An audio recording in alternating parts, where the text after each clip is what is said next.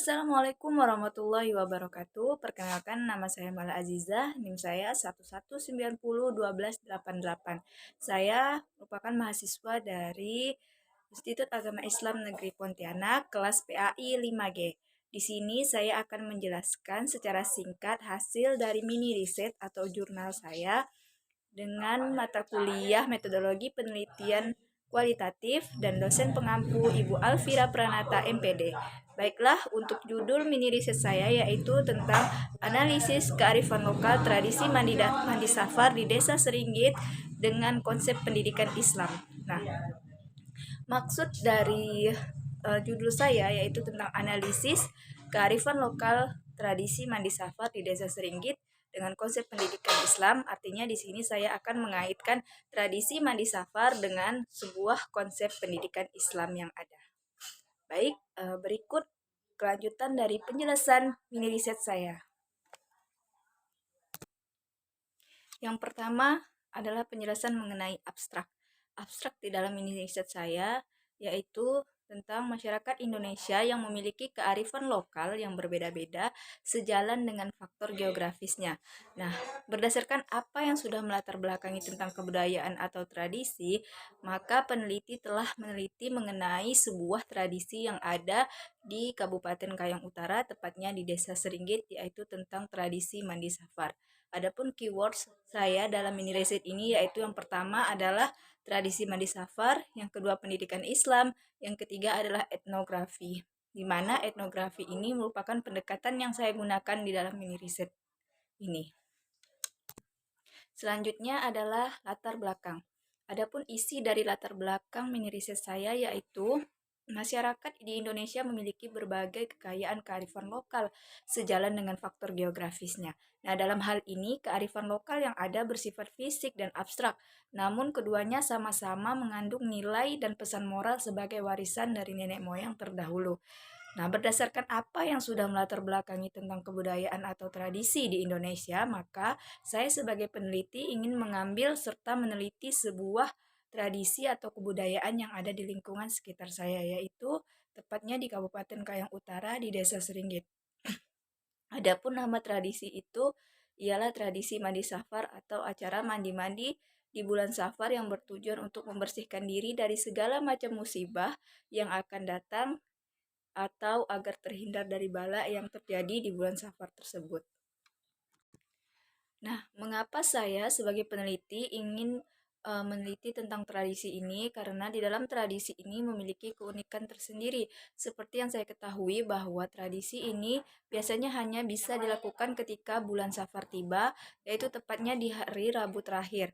Nah, acara ini wajib diikuti oleh seluruh warga atau penduduk desa setempat. Nah, jarang sekali warga desa setempat tidak ikut dalam acara ini. Dan di dalam tradisi tersebut, saya ingin sekali meneliti dan mengetahui apakah ada unsur-unsur yang berkaitan dengan konsep-konsep pendidikan Islam yang ada saat ini. Baiklah, setelah latar belakang, sekarang saya masuk ke fokus masalah.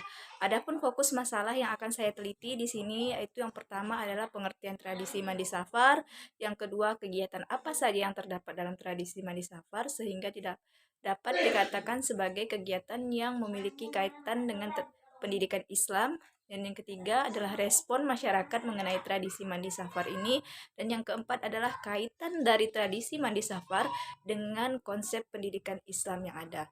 Nah, setelah fokus masalah, yang keempat adalah tujuan dari penelitian. Nah, tujuan umumnya dalam penelitian ini, peneliti ingin mengetahui secara umum apa saja hal-hal yang berkaitan dengan pendidikan Islam yang terdapat dalam tradisi mandi safar tersebut.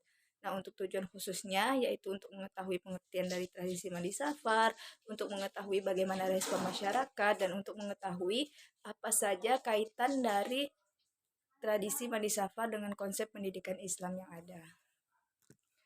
Nah, setelah abstrak sudah, latar belakang, fokus masalah, dan tujuan, sekarang yang kelima adalah manfaat. Manfaat dari penelitian ini yang pertama yaitu bagi masyarakat. Nah, untuk bagi masyarakat dengan adanya penelitian ini, maka dapat memberikan pengetahuan yang luas mengenai pendidikan yang ada di dalam tradisi tersebut. Selanjutnya adalah manfaat bagi peneliti, di mana peneliti dapat mengetahui dan menganalisis nih, apa saja tradisi mandi safar nih yang berkaitan dengan konsep pendidikan serta nilai-nilai pendidikan apa saja yang terdapat di dalam tradisi mandi safar.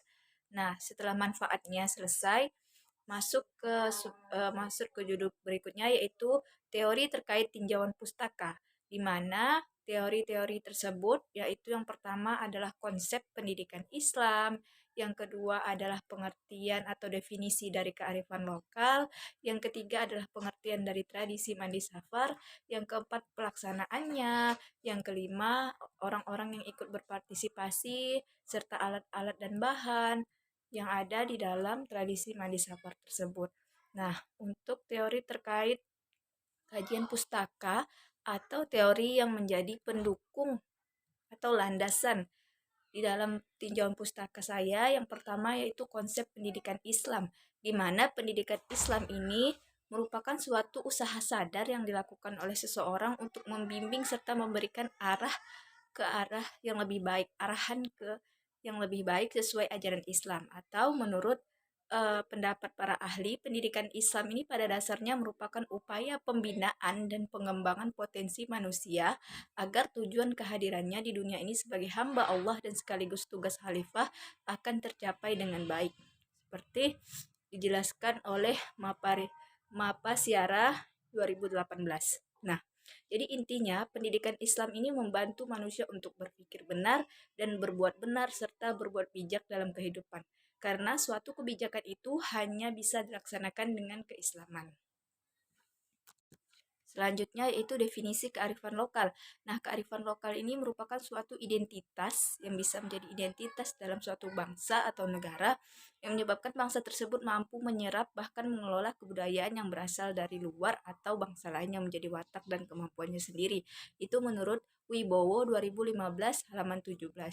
Nah, dalam bahasa asing juga sering dikonsepkan sebagai kebijakan setempat atau local wisdom. Nah, jadi dapat disimpulkan bahwa kearifan lokal ini suatu identitas yang ada dalam sebuah bangsa yang menyebabkan bangsa tersebut mampu menyerap bahkan mampu uh, menelaah kebudayaan yang ada di daerahnya masing-masing. Nah, kearifan lokal ini bisa dijadikan identitas di dalam sebuah kebangsaan. Seperti bangsa Indonesia yang memiliki begitu banyak kebudayaan dan tradisi yang dikenal oleh negara luar. Nah, seperti yang ada di dalam penelitian saya, salah satunya yaitu tentang tradisi mandi safar, di mana pengertian tradisi mandi safar ini merupakan sebuah acara yang ada di salah satu desa di Kabupaten Kayong Utara, tepatnya di Desa Seringgit, Kecamatan Sipang Hilir. Tradisi ini diadakan 1 tahun sekali, khususnya pada hari Rabu terakhir di bulan Safar. Nah, mandi safar ini akan dipimpin oleh seorang ketua adat atau pemimpin kegiatan yang menuntun jalannya kegiatan tersebut.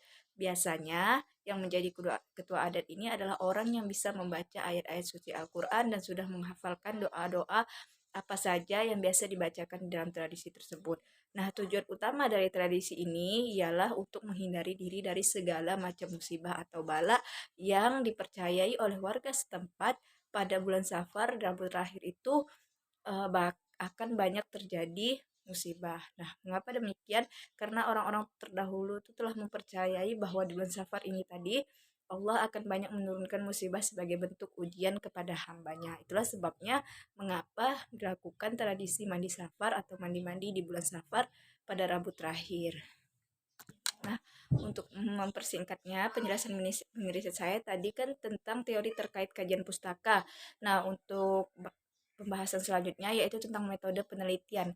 Adapun metode penelitian dalam penelitian saya ini, saya menggunakan metode penelitian kualitatif dengan pendekatan etnografi, di mana pendekatan etnografi ini merupakan deskripsi atas suatu kebudayaan untuk memahami suatu pandangan hidup dari sudut pandang penduduk asli. Nah, menurut Creswell 2012, penelitian etnografi ini merupakan salah satu strategi penelitian kualitatif yang di dalamnya peneliti akan meneliti suatu kelompok kebudayaan di lingkungan alamiah dalam periode waktu yang cukup lama pada penelitiannya. Nah, menurut Spadrey 1980, Etnografi ini adalah penjelasan tentang budaya dengan maksud untuk mempelajari dan memahami tentang kehidupan individu. Nah, etnografi ini berarti belajar dari orang yang menjelaskan secara langsung dari kultur dan subkultur individu tersebut. Artinya, pendekatan etnografi ini merupakan salah satu pendekatan dalam penelitian kualitatif yang akan membahas mengenai kebudayaan atau kultur di dalam suatu lingkungan individu tertentu. Nah, di sini untuk lokasi penelitian yang saya ambil adalah Desa Seringgit, Kecamatan Simpang Hilir, Kabupaten Kayong Utara. Nah, alasan saya sebagai penulis memilih lokasi tersebut karena melihat fakta bahwa di masyarakat tersebut selalu mengadakan tradisi mandi safar, tepatnya 1 tahun sekali pada Rabu terakhir di bulan Safar. Lalu penulis merasa tertarik untuk meneliti fenomena ini. Nah, pada studi awal dilakukan studi literatur dan pemilihan setting, tempat, dan waktu. Nah, studi literatur ini dilakukan untuk melacak konstruk teori yang terkait dengan nilai budaya yang ada di Desa Seringgit sebagai bekal untuk mendesain penelitian yang akan dikembangkan lebih lanjut. Nah, menentukan setting penelitian berkaitan dengan tempat, pelaku, dan kegiatan selama penelitian. Untuk sumber data terbagi menjadi dua, yaitu sumber data primer dan sekunder. Nah, untuk sumber data primer di sini dalam penelitian saya adalah ketua adat dalam tradisi mandi safar, dan untuk sekundernya antara lain bersumber pada tokoh masyarakat yang ada di Desa Seringgit. Nah, selain itu juga digunakan dokumen dan data dikumpulkan dengan teknik observasi dan wawancara mendalam dan gabungan dari keduanya. Nah, dalam penelitian ini data primer didapat dari wawancara terhadap informan atau responden yang dianggap mengetahui informasi dan masalah yang diteliti secara mendalam dan tepat serta terpercaya untuk menjadi sumber data yang valid.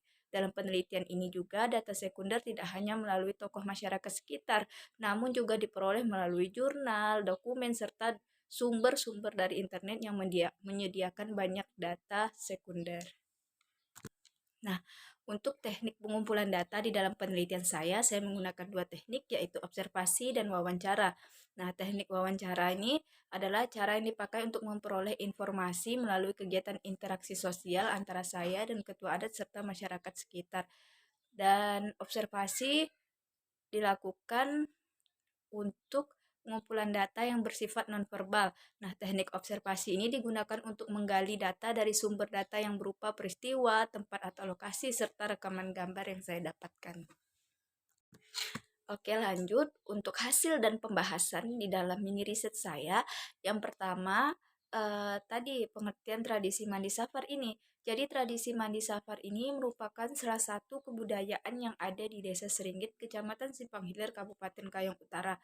Nah, adakah di dalam tradisi mandi safar ini baik melalui kegiatan-kegiatannya, cara pelaksanaannya, adakah di dalam tradisi ini mengandung unsur-unsur yang akan berkaitan dengan konsep pendidikan Islam, di mana tadi konsep pendidikan Islam ialah merupakan nih, konsep pendidikan Islam itu kan merupakan pembinaan dan pengembangan potensi manusia.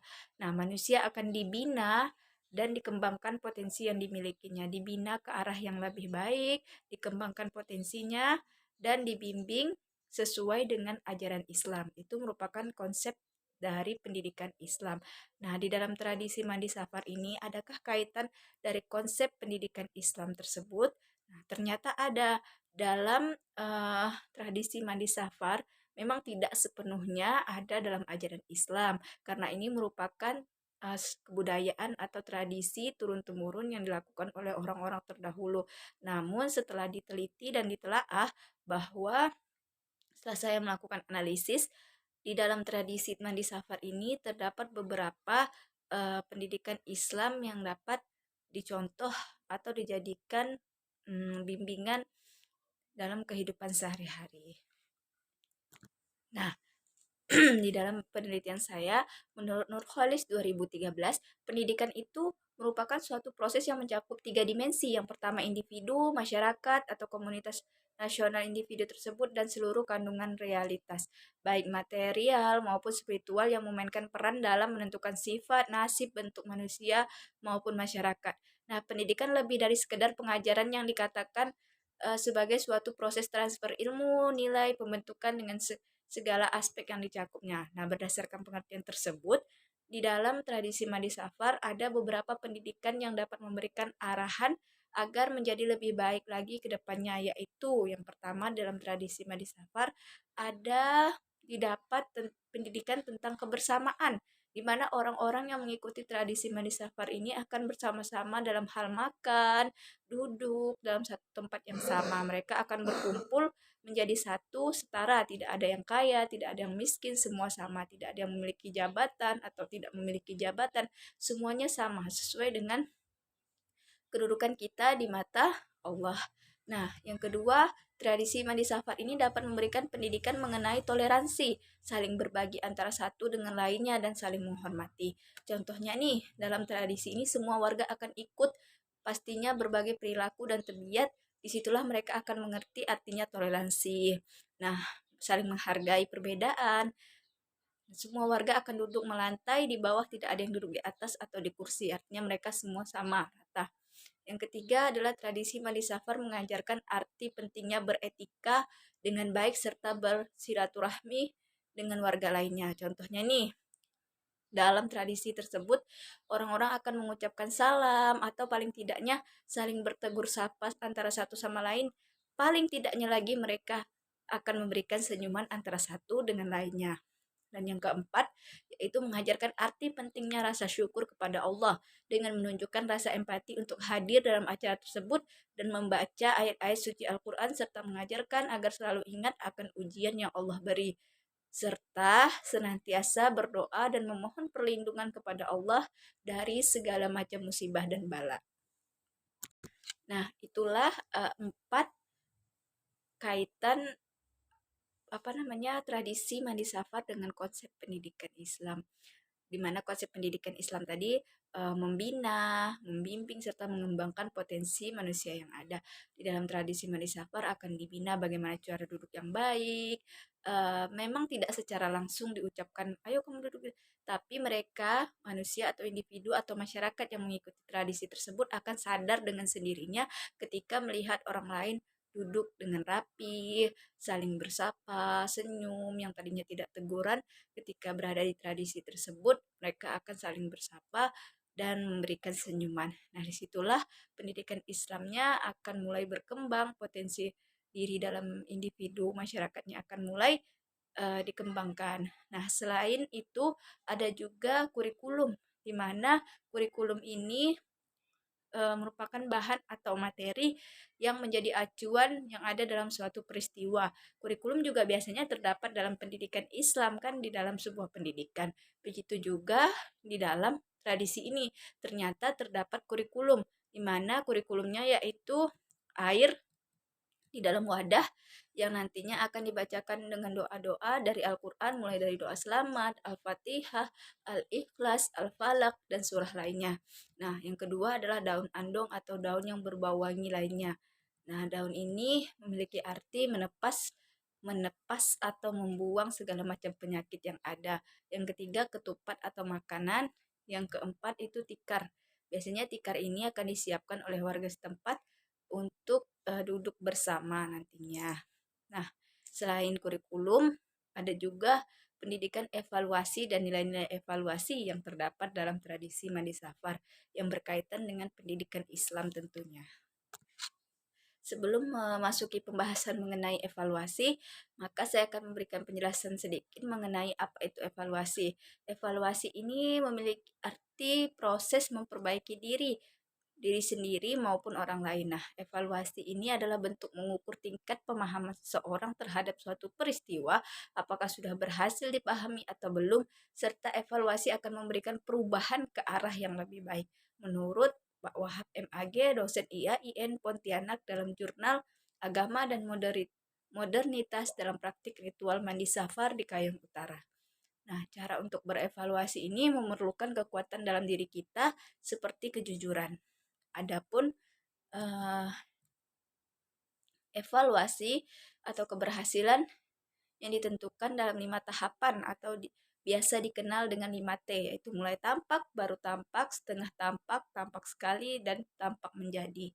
Di dalam tradisi Mandi Safar ternyata terdapat eh, evaluasi dari 5T ini. Yang pertama dari mulai tampak, di mana proses tradisi tersebut mulai menjadi perhatian oleh masyarakat setempat. Misalnya mereka sudah mulai ikut memberikan bentuk perhatian atau simpati dalam kegiatan tradisi Mandi Safar. Yang kedua yaitu baru tampak, di mana masyarakat mulai menampakkan dirinya atau mengikuti tradisi tersebut. Disinilah kita bisa mengukur atau mengevaluasi diri kita sendiri. Yang ketiga adalah setengah tampak, di mana masyarakat setempat akan mengikuti tradisi tersebut, namun kadang-kadang masih ikut atau tidak. Misalnya tahun kemarin dia tidak ikut, tahun ini dia ikut. Nah, yang keempat adalah tampak sekali. Nah, pada tingkatan ini masyarakat akan selalu ikut dalam tradisi mandi safar meskipun terkadang tidak hadir, namun perbandingannya banyak kehadir daripada tidak. Nah, untuk tampak menjadi pada proses tingkatan evaluasi tertinggi, disinilah keberhasilan evaluasi berada, di mana seluruh masyarakat rela atau ikhlas untuk mengikuti tradisi mandi safar, mulai dari memberikan perhatian, lalu ikut berpartisipasi, dan ikhlas ketika mengikuti tradisi tersebut. Nah, itulah beberapa tingkatan keberhasilan suatu evaluasi dalam proses tradisi mandi safar. Jadi, dapat saya simpulkan bahwa dalam tradisi mandi safar, setelah saya analisis, bahwa terdapat kaitannya dengan konsep pendidikan Islam, di mana konsep pendidikan Islam tadi ialah proses pembinaan dan pengembangan potensi diri manusia sebagai khalifah dan hamba Allah di bumi. Nah, dalam tradisi Madi Safar ini banyak mengajarkan tentang pendidikan-pendidikan, terutama pendidikan Islam, yaitu tentang kebersamaan, yang kedua tentang kesetaraan kita sebagai manusia. Di mata Allah kan kita semuanya sama, tidak ada yang kaya, tidak ada yang miskin, semuanya sama. Nah, di dalam tradisi Madi Safar akan diajarkan itu semua. Yang ketiga, arti saling menghargai dan bertoleransi, di mana kita saling menghargai di dalam tradisi tersebut, suku apa, ke apa sifat kita dan lain semacamnya semua akan ditoleransiin dan akan dihargai. Disitulah kita akan belajar menghargai perbedaan yang ada. Nah, selain itu juga di dalam tradisi mandi safar ini terdapat cara mengevaluasi diri. Nah, mengevaluasi diri bahwa memperbaiki diri sadar dengan keadaan sekitar. Nah, jika kita bisa mengevaluasi diri kita sendiri, setelah itu kita bisa mengevaluasi orang lain atau memperbaiki diri orang lain. Nah, saran saya dalam penelitian ini mudah-mudahan tradisi atau kebudayaan yang ada di Indonesia tetap dilestarikan dan dapat dianalisis ke dalam bentuk konsep-konsep pendidikan-pendidikan Islam lainnya, serta ditelaah dan diteliti secara mendalam lagi. Sekian penjelasan saya mengenai mini riset saya yang berjudul Analisis Kearifan Lokal Tradisi Mandi Safar di Desa Seringgit dan kaitannya dengan konsep pendidikan Islam. Mudah-mudahan dapat memberikan manfaat bagi pembaca maupun peneliti serta halayak umum lainnya. Mohon maaf bila terdapat kesalahan dalam penyebutan nama dan lain semacamnya. Saya akhiri. Wassalamualaikum warahmatullahi wabarakatuh. Untuk penjelasan lebih lanjutnya bisa dilihat di dalam ini riset saya. Terima kasih.